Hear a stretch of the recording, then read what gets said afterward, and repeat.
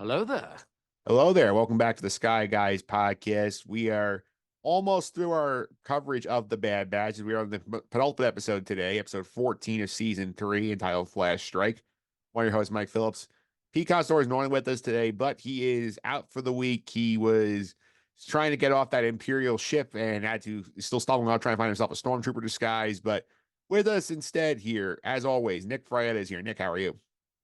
Doing great. Can't believe we're one episode away from the finale, not only of the season, but of the show. And not only of the show, but the Clone Wars era as a whole. As far as we're aware of. Yeah, but they're making it seem like that on like all the social media stuff. So It's going to be very exciting here to see how this show wraps up here. And we'll talk about this, I think, more in the post series wrap up show here. But I do feel like with the story building to the end that we've seen here, it does sort of feel like that they sort of realize after season 2, like, okay, we don't have too much more room we can go with these characters for it to be believable. yeah, in reality, if you were to just take this season so far, 14 episodes, and just say, if I asked you in two sentences what happened, what would you say? I would say Omega escapes, gets recaptured, they try to get her back again. That's pretty much it, right? So Yeah. there's not really much more to do. Yeah. Not much more to do here. And since Pete's not here, I'll mention to you here. If you want to subscribe to the Sky Guys, they can do so. Apple Podcasts, Google Play, TuneIn, Spotify, all use Amazon, all usual suspects. Simply search for the Sky, your favorite podcast platforms, and all episodes there. I know our friend Rural Farm Guy on Twitter was having trouble finding us, so make sure you subscribe. You get those podcasts dropped in your feed every week. That's right. Every single week, and all it takes is a click. Yep. Yeah, make sure you click on that here. Also, if you want to follow us on social media, how can they do that? You can follow at Sky Guys Podcast on Instagram, Twitter, Threads, and TikTok. Yep, you can go check out the YouTube version. Mike Phillips on YouTube. We got our fun props, our graphics here, and she just climbed up here from the little dumbwaiter here. Lego Omega is here. She's gonna dip back though into her cell in a second. Still here, huh? Yeah, still here. I'm not Still got. here. Also, we mentioned social media, TikTok. We'll see how long that lasts. Yeah, well, as of right now, as long as we are recording, they have 9 months to figure out who's gonna buy TikTok in the U.S. Yeah, we'll see. Yeah, and some Star Wars news. We have a little bit this week, Nick. Sure. Rebecca Henderson confirms that, oh God, you're going to have to help me with this pronunciation of the character's name here. Vernestra Rowe. Ernestra Rowe, that is the character she's playing in The Acolyte, will carry her lightsaber whip. Yes. And many people, I know already, people are going to look at this and go, what is this? And they're not going to realize it's from the books. It is from the High Republic book series. This is not the first time it's going to be shown in canon. Yes, this is she is one of the first characters we're introduced to in the books. I'll talk about this a few weeks or do a podcast explain what the High Republic is. She's our book character. I think she's debuts as a teenager book. This is a much older version of the character Rebecca Henderson is playing. Yeah, I'm just positive that's going to happen. People are going to say, what is this? But whatever. Yeah, does stick with the creator's philosophy though of adhering to existing canon. So Yes, yes. And second and last is A Disturbance in the Force, a documentary that we covered on this podcast with the producer Kyle Newman. That documentary is going to make its live television debut on May 3rd at 11 p.m. on Vice TV as part of their Star Wars Day marathon, which I guess is leading into Star Wars Day, or yeah, maybe it takes place over a couple days. I'm not sure. yeah, 11 p.m. Eastern here, and great friend of the podcast, Kyle Newman here. If you have not watched this documentary yet, go watch it because it's on free TV now. Soon you have Vice TV in your cable package. Definitely worth the watch. You have never seen the holiday special. Yeah, it was a great documentary. The holiday special, not so much, but we also did a great job covering it. Kyle came on. He was it was great to have him on. That was a few months ago at this point, and he did a great job, and we're happy he was able to come. Yeah, so support this documentary if you can. And is that it for the news this week? That is it.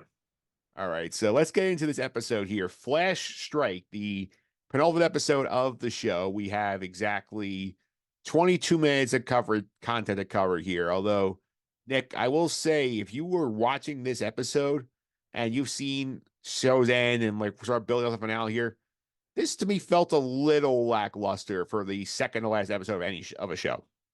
It did. I said it to you off the air. I liked the episode. I thought it was a good episode, but it did not serve as a good penultimate episode. Yeah. I think my big issue with it is more the fact that like usually there's that one big hook or the cliffhanger that sort of grabs says, oh, you have to be here next week for the final episode. Like if we didn't know that next week was the last episode of the series, we would have said, oh, okay, it's just a random episode and we'll just see what happens next week in the season finale. No, exactly. 100% agreed. Yeah. Good episode, but really didn't serve its purpose as the penultimate. And there's a lot to cover in the finale, and I'm confident they'll get to it. I'm excited for the finale, but I don't know if this did its job. Yeah, because I feel like you could have mashed this week and last week together, had one longer episode instead of two shorter ones like we had. You could have done what? Mash this week's episode and last week's together and had like one longer story as opposed to like two shorter ones. Oh, agreed. Yeah. Agreed. Yeah. Agreed. But like all in all, I enjoyed the episode. I had a good time watching it, and I don't regret watching it. No, it was fine. It was just not like what we were hoping for. Sort of like give you that one killer moment and say, aha, this is next week's gonna be everything. Exactly. I think next week's episode we'll get to our predictions towards the end, but it's going to be very long. Yeah. We've heard rumors that the runtime online is not confirmed yet, but remember the premiere of this entire show was about 73 minutes, so it wouldn't be shocking if the finale is a similar length. Oh yeah, same. Let's get into the plot here this episode real quick. So there's not kind of straightforward here. So in terms of a lot of it is basically the team trying to infiltrate the base. At the end of the episode, we see that like they're all on Tantiss, but they have not all gotten the same place yet. The shuttle basically detaches Nick for the exit hyperspace, enter the base on foot. Echo is still on board the Imperial shuttle to find his way off. Scorch tips off our Hemlock. The team is coming.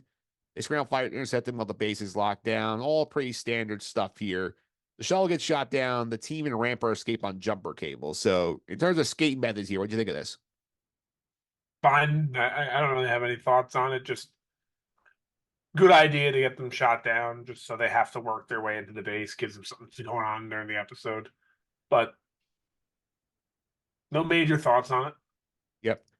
Meanwhile, Hemlock is on the base. He says, you know what, like, in case they're on board the actual ship already, let's go ahead and we're gonna search this vessel thoroughly, make sure that we can't sneak these troops aboard. And I'm really concerned for our guy Echo here because I'm like, you know, maybe the clone trooper doesn't wants only one hand might have an issue. Yeah, I know. I agree. I was getting a little concerned as well. I've said this countless times already. We're getting to that point in the season, in the series, where if someone were to go, I'm not surprised. But you know what? It didn't happen. We've gotten to the finale. We're up to it, and we haven't seen it happen yet. Where we lose someone, if you will. Yeah, so I feel like there's three different tracks you can cover here with this storyline. You want to go with the team in Rampart first? You want to go with Omega and the kids first? You want to go with? I think we should say Echo for last. But let's go with the group now, the Bad Batch with Rampart, and then we'll go into the kids. Yeah, so basically the team basically gets shot down. They all survive the crash. They are going through the jungle here with Rampart. And I think interesting thing here is this conversation with Rampart and Crosshair, Nick, where like they took like an episode where like we had a lot of action. This is like one of the few dialogue heavy scenes we got where Rampart basically accuses Crosshair like saying, "Oh, you haven't changed," and Crosshair's like, "I have changed," like because Rampart starts with the whole "good soldiers follow orders." What happened to that? And he says, "I don't trust the ones giving the orders here." And I do think it's an interesting bit of foreshadow here, definitely between some sort of Rampart Crosshair angle next week, because at the end of the sequence, Rampart gets himself caught by the Empire. But interesting to see this Rampart Crosshair dynamic when one worked for the others recently about like 15 episodes, like 10, like 15, 16 episodes ago. Yeah, definitely foreshadowing something. What it is, we'll find out. My guess is that there's something going on with Crosshair next week where he has some sort of conflict, where he's going back and forth between his selfishness, if you will, and helping the team. And then at the end of the day, he has to make a very difficult decision, which I will save for my prediction at the end of the episode on what exactly that is. Yeah, I do think it's interesting here. I do think that like we have this dynamic at play between Rampart, usually Crosshair's boss, before he was arrested by the Empire here, and I think Rampart is sort of like maybe voicing him doubting himself, like you didn't really change. I didn't really change. Makes you wonder maybe you're saying something with Rampart also, where maybe Rampart's make a choice here and he makes a positive choice. Maybe we'll see. I think that Rampart's going to be a minimal part of the episode next week. I think we still could be involved, but I do think this is more of a crosshair foreshadow than a Rampart foreshadow. That's what I'm saying. Yeah.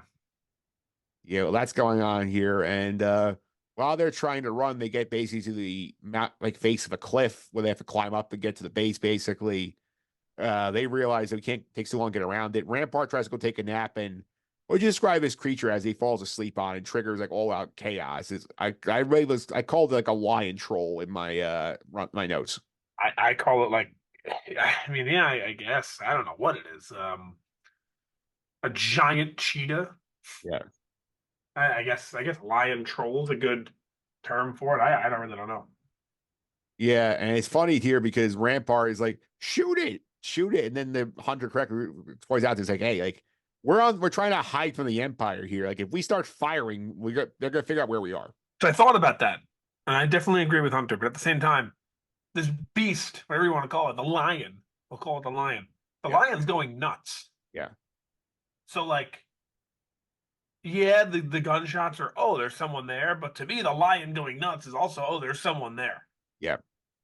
So I don't think it would have made that big of a difference, honestly. I think the Empire should be after them anyway. Yes. So anyway, while this is happening here, he tries to fight the thing with a knife. Doesn't work. They basically ends up Rampart runs for the hills. They end up the team cleverly, I feel like, sort of like gets out of dodge and leaves the stormtroopers to deal with the lion troll, which I think was a very fun, like clever way for them to sort of dodge their tail and get out of the mess here. But Rampart gets himself caught. That's the big headline from the storyline. Yeah, and you know he's gonna spill the beans in some way. Yeah. So how much will it impact them? We'll find out. Yeah, I guarantee you that Rampart crosshair conversation next episode is going to, like, Rampart Hemlock conversation is definitely going to happen next episode. Oh yeah. Yeah, because Hemlock, I'm sure, is in the know. Is like, what the hell are you doing here? No, agreed. Yeah. Agreed. And you know what? Now that I think about it, we said this is not a good penultimate episode, but maybe it was. Because next week, although it's a single, is essentially going to be a double. It's And good. I feel like you're getting the penultimate next week in the episode, and then it's just going to be longer. Yeah. Because I'm expecting it to be, what is your official prediction? How long is it? I'd say over an hour. My guess is like between an hour and an hour 10. That's Yeah. my guess. So you're really getting two in one there. So you're getting the penultimate and the finale in there. So this episode may not have served as a penultimate, but I don't think it had to. Yeah. I don't think it did here. So I think that's really the storyline with Rampart here. So and the teens is they're basically separated at the end of this episode here. Go to Omega and the kids quickly here. So Omega notices that everybody's sort of like running away with the base went on lockdown. She realizes that the aerial cannon's being fired. She says something's going on here. So I'm gonna just go in my little dumbwaiter elevator situation here, figure out what's going on here. And she does witness something very interesting where she gets to the top of this tunnel that she's in. She finds what I call the miniature version of the Death Star laser, basically, as you point out off air, it's torturing a Zillow beast. Yep. What do you think about that? I think it's just not very obvious what's going to happen next week, but we'll get there. Yeah, so you think this might be a foreshadowing situation where Omega channels her brother and decides to ride the Zillow beast. Exactly. Yeah. Yeah. Yeah. And I know Book of Boba Fett fans, that was one of the highlights of the Book of Boba Fett, was Boba Fett riding the Rancor. Yeah, and I think it's the reason why is simple. Like Mega seems to be learning from all the characters she's dealt with over the show. She has the compassion of Wrecker. She has the determination of Hunter. She has the way to fight, I guess, I don't know the word I'm looking for, like of Crosshair, like the way she follows order. You know what I'm trying to say? Yeah. But this is where she learned from Ventress how to bond with the creature, similar to how Ventress was bonding with the what was it, the fish? Yeah, the goat-eyed squid is Mac Roberts like The squid. So yeah. this is she'll bond with the Zillow Beast and ride the Zillow Beast and destroy everything and everyone in the way and let all the little red, green, and blue kids out with her. Yeah. Also fun to see the little Easter egg of the mini version of the Death Star laser. Yes. Where are we in this timeline? Death Star is It's probably it's like it's still a design at this point. it's like if you remember the end of episode 3, it's like a skeleton almost. They have it like mapped out. It's probably built or almost built, but they have no laser. Yeah. So Well, remember also it takes a while on the laser because I think remember yeah. Andor they're Rogue building One is not even it's barely done. yeah, because I mean in Andor they're building the laser in the prison. They're building the widgets to Yeah. the laser. So it sounds my guess is that like the design of the station is done or almost and they're working on it and there's just no laser. And it's very expensive. Oh, I'm sure. And I'm sure they're trying if they have a lot of priorities. I mean, this may not be the How top. did the taxpayers not realize what was going on? Like we all joke and say, "Where are my tax dollars going?" You don't think any of the bankers and Coruscant were like, literally, "Where are my tax dollars going?" Well, I'm sure that they got silenced very quickly when they asked questions. It's true. Yeah. Very true. All right. So the funny part of this episode here is when Omega basically asks the other kids, say, "Hey, like, keep an eye out for me for any doctors or droids or whatnot, and if they come in, stall." And these guys were so bad at stalling, it's not even funny. I mean, we had one kid basically go, "I'm hungry," and Doctor Skull was like, "You'll get over it." I think Jax is the other kid. Like they, whichever one's the second kid, the red kid was like, I feel sick. Can you check me?" And then that says like a minute, and they're like, "You're fine, move on." And the third kid is like, "Can I go first? Can I get my turn now?" And he's like, "Wait your turn." So these kids had no idea what to do when asked to stall. Well, I mean, I agree with you, but what else could they have done? Yeah, I just think it's funny that Omega they said you'll figure it out and like didn't give them any guidance on how to stall. I think it was funny how the one was like, "I'm hungry," and she said, "You'll get over it." It's very Empire-ish. She's like, "Yeah, you'll live." Yeah, it was pretty funny. Yeah. That was pretty funny. And then we find out Omega is back in her cell in time. She lets them know, "I figure out the way to get out of here, and I need your help to execute the plan here." So I am terrified to know what she thinks these inept children are going to do to help her get out of this base. I think they're just going to cause a distraction for her to get out to tame that beast. Yeah. And that's it. And she's going to tame the beast. And then once she's on the beast, it doesn't matter. You remember in Clone Wars, Yeah. Zillow Beast is not impacted by lasers. It's not impacted by blasters. It's not impacted by lightsabers. They're going to have to do everything and everything to take that thing down. Yeah. Plus, remember, we saw one in season 2 of Bad Batch. We got one of these guys back. Yes, yes, true, true, true. So, like, this might be the same one they recaptured in Bad Batch. It probably is, right? Yeah. Oh, They yeah. were genetically trying to modify the Zillow Beast. So, this one, who knows what this one could be capable of? That's true. Maybe they did genetically modify it and makes it even more deadly. Yeah, it makes you wonder why they're testing the lasers. It makes you wonder if they're trying to figure out how impervious this is to whatever damage you're trying to do to it. You sure? Like, are you sure they're testing the lasers, or are they just doing that to like, or are they testing the Zillow Beast and the laser is just a way to keep it in check? I feel like it's some combination of the two. Okay. All right. So now let's get to the Echo part of the conversation here. So now we're back to Echo. Echo is on board the ship. He decides, "I'm going to take the stormtrooper armor to sort of blend in." He realizes like, "Oh, I got just uses the manifest trying to figure out where like stuff is on the ship." The droid confronts him and says, "Hey, where are you?" He's like, "Oh, routine inspection." He's like, "You're not allowed back here." And then great job. He just shoots the droid and steals the droid's hand to give him a second hand when he walks, like, doesn't arouse suspicion. Yeah, well, he needs that hand, right? Yeah. So, yeah, great job. Yeah, great job there. And then he sneaks out the droid chute. He goes in and very clever, very good stealth work by him. Just sort of like quietly will fall behind a group of troops leaving and not getting interrogated by the Hemlock Detective Police. No, it was an excellent job by Echo in this episode. And I'm not the biggest fan of the Echo character, but he was superb. Yeah. Then he ends up in the lab, and this is where we're going to end the episode. He gets confronted by Emerie Karr, who she realizes really quick who he is, and she knows who she is because Omega has told her stories here. And he basically says, like, "I'm here to get Omega out."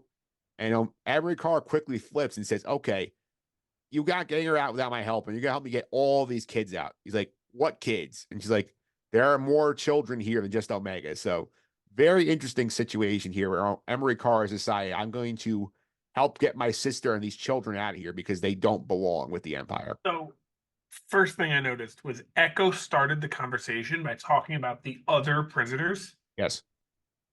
and then Emery Carr says all of them, and he says, "Huh? Who else?" Yeah. That doesn't make any sense to me. Maybe I missed something. Because I remember Echo is thinking about all the clones that are on the facility who've been Oh, experimenting. all right, then it makes sense. Okay, that makes sense. Yeah, he's like, I'm getting the clones out of here. He has no idea that there's kids here besides Omega. Okay, got it. She Emery, that is. I was to me this was like the most obvious thing in the world, especially with the name, the episode titles in our last double. What was it like? No point of return and conflict or something like that. Yeah, I believe. Yeah, I'll check the But we time. thought it was going to be about Crosshair, ended up being about her. So it was just very obvious there was some confrontation going on within her, you know? Identity crisis. Yeah, we knew there was some sort of identity crisis. That's exactly the title going on within her. So, like, not a surprise at all that she's going to be helping the quote unquote good guys. Yeah, and Echo quickly clocks. I'm sure there's something Omega told him too. That he's like, "You're a clone. Why are you helping with this?" Yeah, yeah. And that's where we end the episode, pretty much. That we have a newly formed partnership between Echo and Emery Karr to try and spring the kids from the inside. Although maybe by the time they get there, Omega will be on Zillow Beast already. Yeah, it's interesting because they're going to have their plan. Omega's going to have her plan. Hunter and them have their plan. And probably their plans are going to mess up each other's plans. Yeah, and you wonder like if anybody contacted any other help once they figure out where they were going. So you wonder like if we're gonna have some cavalry coming next week to sort of add to the mission here. I mean, Rex has to be there, no? You would think Like Rex and Cody have barely been in the season. They have to show up. Cody hasn't even been in the season. Period. Cody's been in one episode total.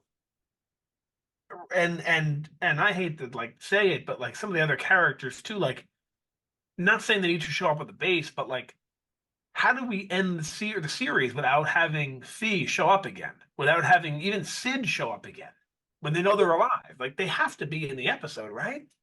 We might not get Sid. I think we'll see Fee. Fee might be a situation where like she's the getaway vehicle. Yeah. And then like Hondo, like he has to be there. No, I'm kidding. We were saying Kyle has to be there for about 7 shows now, and he hasn't shown up in any of them. I can see Vader showing up next week. That would be a wild pull. He has not been in the entire series. I could definitely see Vader showing up next episode. I'd actually be pretty surprised if he wasn't. Yeah, well, I mean, the live action cameo tracker is in very low. I would imagine next week we honestly get possibly three, but at least two of these three with the Emperor, Vader, and Tarkin. Yeah, I think it's more if you get the Emperor and Tarkin than Vader, personally. I really think we're gonna end up with Vader. I really do. I think that's like a way to end the show. Like he hasn't showed up in the show yet. It makes sense to have him be deployed there for whatever reason to stop with the help. It makes perfect sense. Kind of reminds me of the end of Fallen Order. Yeah. Right. I think he'll be there. Yeah, definitely a fun conversation. Like which of the empires, Holy Trinity here are involved in the finale of the show. Maybe Director Krennic shows up. I doubt it, but maybe. He's gonna be in Andor season 2. We are all aware of that. Is he? No, I'm staking in my claim on that because the character drafts. Yeah, I mean it's a good pick. Yeah. Yeah, all right. So anything else you want to say on this episode before we start wrapping up the stuff we do here? The only thing I want to say is that we have now entering the finale, and we still don't know what is it? What do we call him? Shadow clone? What do we call him? Shadow clone Shadow number 2. clone number 2. Yeah. Yeah, we still have no information. We all have our theories, and me and you have the same theory that it's tech, but we still haven't seen it yet. So I'm curious. I mean, they got to show it next week, right?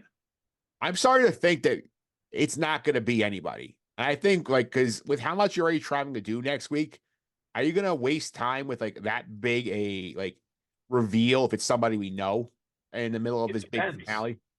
Depends how long that episode is. That episode really is 75, 73 minutes. Like the intro was, what do we call it? The premiere was?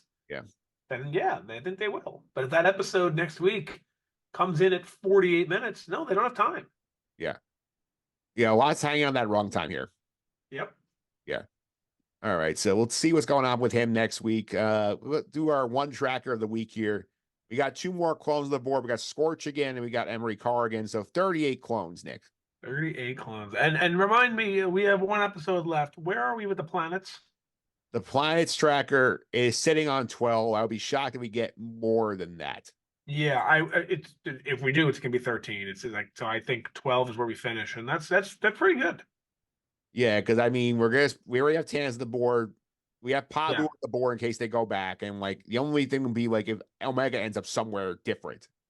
The only thing I can see is that we actually go to Coruscant in that, like if they're Like showing the Emperor or Tarkin or Vader, that's where they are. they're on Coruscant, basically having a meeting. Like exactly, yeah. Maybe we get that. Maybe you see Palpatine's Imperial Palace. Ah, I would love that more than anything. Yeah, especially here. So now let's get to our MVP, LVP board. These are the best and worst characters rated by us over the course of the season through 13 episodes. Here's the board. Shadow number 2 on top of the board at +5. Our +4s are Ventress, Dr. Hemlock, Crosshair, and Omega. Emerie Karr is at +3.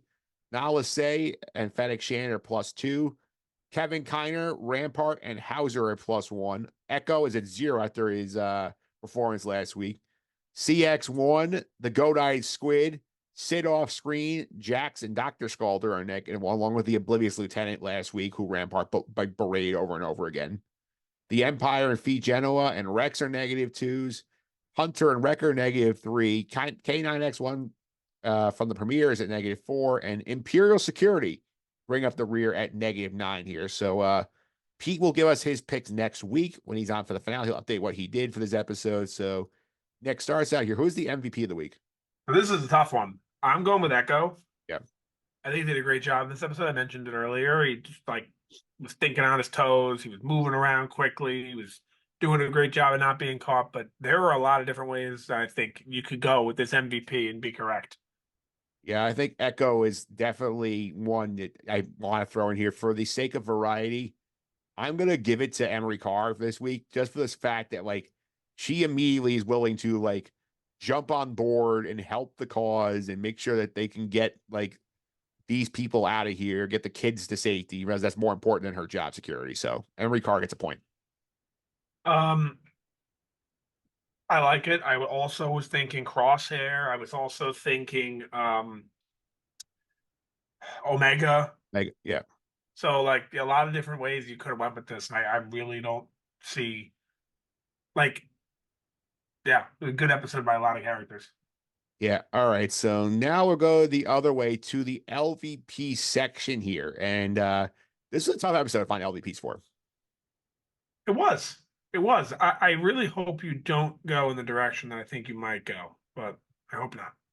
Yeah, I hope not. So I'm gonna go ahead here. And the issue is it's like, do I just because I my me inclination is to go to the kids not being able to cover for Omega. Do I blame them or I blame Omega for not giving them proper instructions on how to do this? So that's my question. Um, I will say this: if you give it to the kids, I think we need to change Jax from the when we did to the kids because then we're just getting two of the same entity, like in a Yeah. different way. But anyway, that's not where I'm gonna go, and it's not where I thought you were gonna go. But I wouldn't be opposed to you going there. I'm gonna give it to Omega here because she's been through more than these kids have. She has to give them a cover story to like try and like help the Empire. I mean, yes, she does a good job finding the Zillow Beast, but there was a very good chance the cover could have been blown because these kids were very ill prepared to stall for her. That's fine. It's fine. I mean, interesting dynamic that I feel like Omega could have been the MVP and the LVP at the same time. Yeah, so I'm giving her the LVP point because I feel like she could have gotten herself very screwed by not preparing these kids enough to, with the. You got to tell what the lie is so they know what to do with the if the Empire people show up. Well, for me, I'm going Rampart. I feel like he was just so annoying in this episode, and everything was his fault. And he's even sleeping on the wrong things. Like everything was just wrong with him this episode, and it led to him getting caught. And it's just he was a disaster. It was a very bad episode for Rampart. Yeah, he was annoying, and I feel like that LV a lot of times with LVPs, it could be someone who's you know an ass throughout the episode, someone who's just not nice. But there's other times where there are no characters in that sense. Like last week, I gave it to that other doctor. What was her name? Dr. Scalder. Dr. Scalder, because she was just mean. But this week, I feel like it was just somebody who was annoying because there wasn't anyone who necessarily did bad. He was just annoying. So I'm giving it to him. Yeah, like he was also very ungrateful for a fact that he could have died like 5 times over, not for the Bad Batch. Right. Yeah. They could have easily just left him to die in the shipwreck. Oh, yeah. All right. So next up, you're going to grade the episode on a scale of 1 to 10. 1 is worse than the 1978 holiday special. 10 is up there with the Prison Break episode of Andor for the pinnacle of live action Star Wars content here. So, Nick, what's your grade for this episode? I'm going to give it a 7. Okay. Thought it was a good episode. I'm very excited for the finale. Good job. Just as we mentioned earlier, as the penultimate, a little bit lacking. I'll give it a 6.5. Just, I think, a little better than I had last week. I think it was a little better than that episode. I think, obviously, like I would have liked a little bit more longer of an episode. So I'm going to ding it there. And for like that lack of the killer cliffhanger, I don't feel like Emerie teaming up with Echo is the cliffhanger I wanted. Yeah, But we knew that was happening. yeah, I think like other than that, solid episode, solid action, definitely some fun fights in there, and good maneuvering by Hemlock as well. Like he did a good job, sort of like doing the best he could to get his bait, keep his base safe. I think we're set up for a great finale, and I think that penultimate should do that, which it did, but it also needs to leave the audience on a cliffhanger, which it didn't. Yeah, it didn't. Like that's the one. That's my big critique. Like if we had like a strong cliffhanger, whether it was like an identity reveal of Shadow Clone number 2, or like some sort of confrontation at the base, or like a reunion or something, that I think it goes up to an 8. All it really needed was one extra scene in a special room, Rampart talking to Shadow Clone number 2, with Shadow Clone 2's back facing the audience, and him saying, do what you must, eliminate them, whatever. And then he takes his helmet off, and then it ends with him turning around, and we see Tech's face all distorted or whatever. That's it. That would have been a great way to end the It episode. would have been an extra 40 seconds, something like that, and it would have been great. Yeah, so before we get that reveal in the finale, it sort of like gets like buried a little bit between all the other stuff we have going on. Yeah. Yeah. Speaking of the finale, with the last thing here, predictions for the finale here. I think I want to go as detailed on this as we can because this is our last prediction for the show ever here. Let's do it. I want to point out here, we're going to just lay out and your prediction, what do you think happens and who dies. I think that's the important discussion, your prediction here. Like, who do you think does not make it out of this finale alive? So I will go first here. I think that these plans all like sort of get messed up and they're all going to be like scrambling around trying to find each other for a solid 20 minutes of the episode. They're all going to be in different places. I think for sure, like we'll end with Omega safe off world with the kids somewhere, maybe with Ventress. And I think I'm going to say the entire team dies. All of them. I like think Omega included. not Omega. I said Omega and the children are off world somewhere. They get out. So you mean like Echo's dead and Emerie's dead and I think Echo is the safe. I think Echo is the biggest lock to get killed the bunch. it's interesting. I think all of them die. And I think Rex ends up getting there too late. That sort of motivates Rex to become more of the hermit we see later on, where he's just like hanging out with his boys Gregor and Wolf on that planet. Not bad. Yeah, so it's like Omega. So your plans go to shit. Omega kids get out. All right. Like team dies, Rex arrives too late. So that's my prediction here. Nick, what do you think? I'm pretty similar in that I agree the plans will all go to shit.